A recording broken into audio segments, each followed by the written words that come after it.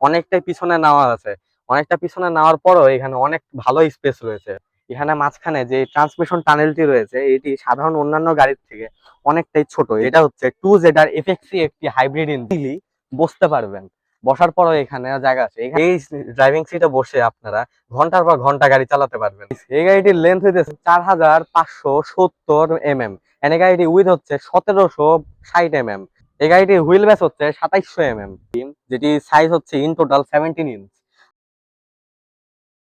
আসসালামু আলাইকুম গাইস, আমি তোকি এন্ড আজকে আমি রিভিউ করব টয়োটা প্রিয়াস 2020 মডেলের পাল হোয়াইট কালারের এস সেফটি প্যাকেজের গাড়িটি।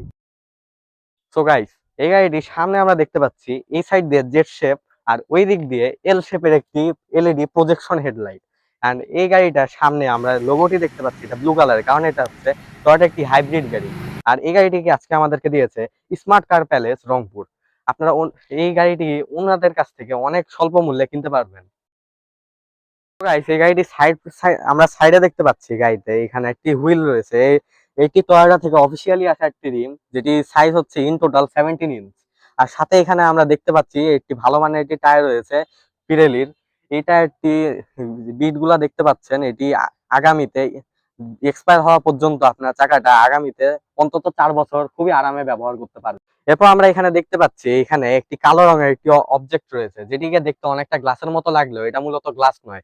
এটি হচ্ছে প্লাস্টিকের একটি বডি, যেটির মাধ্যমে গাড়িতে এরোডাইনামিক লুকসটা অনেকটাই ভালো হয়েছে। আর এই গাড়িটি একদম ফুল এরোডাইনামিক ভাবে তৈরি করা হয়েছে যেন মাইলেজ খুব বেশি পাওয়া যায়। গাইস, এই গাড়িটির পিছনে আমরা দেখতে পাচ্ছি এখানে টয়োটার একটা হাইব্রিড একটা ব্যাচ আছে, কারণ এটা হচ্ছে টয়োটা একটি হাইব্রিড গাড়ি, যেটা আমরা সামনে বলে আসলাম। তারপর এখানে প্রিয়াসের এমব্লেমটি রয়েছে। এই জায়গা থেকে গাড়ির যে ড্রাইভার রয়েছে সে সেই রিয়ার লুকিং মিরর থেকে এখানে তার ব্লাইন্ড স্পটটি ক্লিয়ারলি দেখতে পাবে।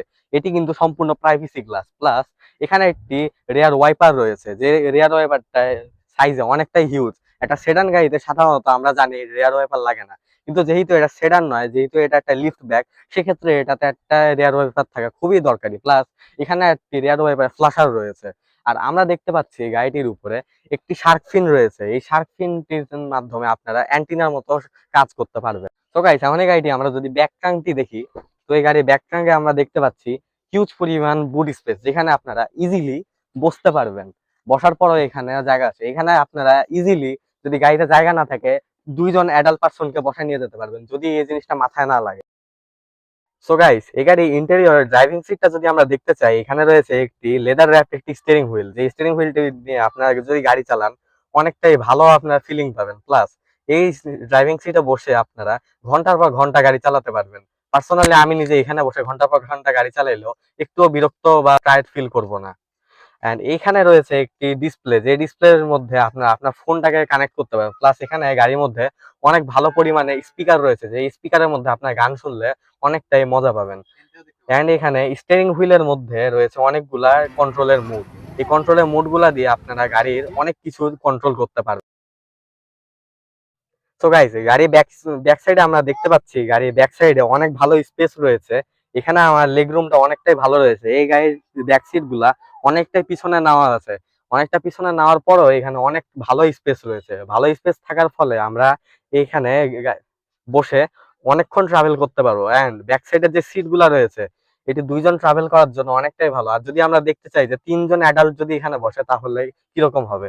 সো আমি যে এখানে মাঝখানে বসতেছি, এখানে মাঝখানে যে ট্রান্সমিশন টানেলটি রয়েছে এটি সাধারণ অন্যান্য গাড়ির থেকে অনেকটাই ছোট। এই যে দেখতে পাচ্ছি, এটা অনেকটাই ছোট, এজন্য এখানে পা রাখতে খুব একটা অসুবিধা হবে না। এখানে তিনজন অ্যাডাল্ট অনেক ইজিলি প্রায় 3-4 ঘন্টা ইজিলি যাইতে পারবে, কিন্তু লং ট্রিপে অনেকটা সমস্যা হতে পারে। সো গাইস, এই গাড়িটির লেন্থ হইতেছে 4570 mm। এনে গাড়িটি উইথ হচ্ছে 1760 mm। এই গাড়িটির হুইল বেস হচ্ছে 2700 mm। এই গাড়িটির গ্রাউন্ড ক্লিয়ারেন্স হচ্ছে 130 থেকে 135 mm। সো গাইস, আমরা এই গাড়িটির ইঞ্জিনটি দেখতে পাচ্ছি, এটা হচ্ছে 2ZR FXE একটি হাইব্রিড ইঞ্জিন, যেটি টয়োটা থেকে আমরা পাই। আর এই গাড়িটির যে ইঞ্জিনটি রয়েছে, এটা সাধারণত টয়োটা করোলা ক্রস এবং টয়োটা করোলা 2020-এর WXB বা অন্যান্য যেগুলো প্যাকেজ রয়েছে সেই গাড়িগুলোর মধ্যে এসেছিল। এই ইঞ্জিনটি সাধারণত নর্মাল জ্যাম ঠেলতে গেলে এই গাড়িটি 12 থেকে 15 মাইলেজ দিবে। আর যদি আপনি হাইওয়েতে গাড়িটি চালান, তাহলে গাড়িটি ইজিলি 25 মাইলেজ পেয়ে যাবেন। আর যদি আপনার মিক্সড গাড়িটি চালান, তাহলে 18 থেকে 22-এর মধ্যে মাইলেজটি আটকে যাবে।